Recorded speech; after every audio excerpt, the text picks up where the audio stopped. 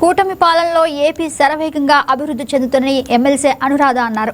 రాష్ట్ర ఆర్థిక పరిస్థితి సహకరించకపోయినా సంక్షేమానికి ఏపీ ఎన్డీఏ ప్రభుత్వం ప్రాధాన్యమిస్తుందని తెలిపారు.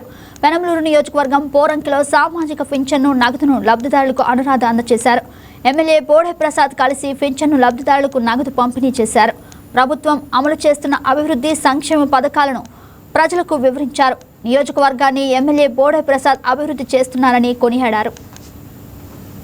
2024న ఏదైతే సూపర్ 6 కార్యక్రమాన్ని నారా చంద్రబాబు నాయుడు గారు, నారా లోకేష్ గారు అనౌన్స్ చేశారో అందులో భాగంగా పెన్షన్ ఖచ్చితంగా 4,000 రూపాయలు ప్రతి అర్హుడికి ఇస్తాము అని చెప్పడం జరిగింది.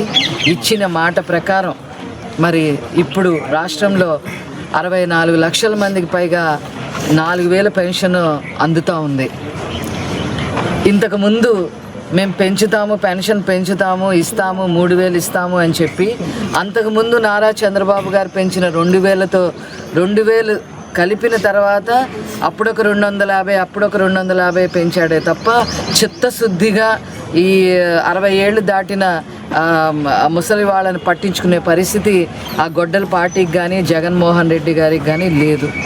ఈరోజు వికలాంగులకు కూడా మరి 6,000, 10,000, 15,000 కూడా ఇవ్వటం జరుగుతూ ఉంది. ఈ పెన్షన్ 4,000 ఇవ్వటం జరుగుతూ ఉంది. ప్రజలందరూ చాలా ఆనందంగా ఉన్నారు. వీళ్ళు ఇలా ఆనందంగా ఉన్నారు అని అంటే దానికి కారణం నారా చంద్రబాబు గారు. ఆర్థిక పరిస్థితులు రాష్ట్రంలో సరిగ్గా లేనప్పటికీ కూడా పెన్షన్ మాత్రం ఆపటానికి వీల్లేదు అని చెప్పి నానా తంటాలు పడి మరి ప్రతి నెల ఈ పెన్షన్ కార్యక్రమాన్ని మాత్రం దిగ్విజయంగా చేస్తూ ఉన్నారు.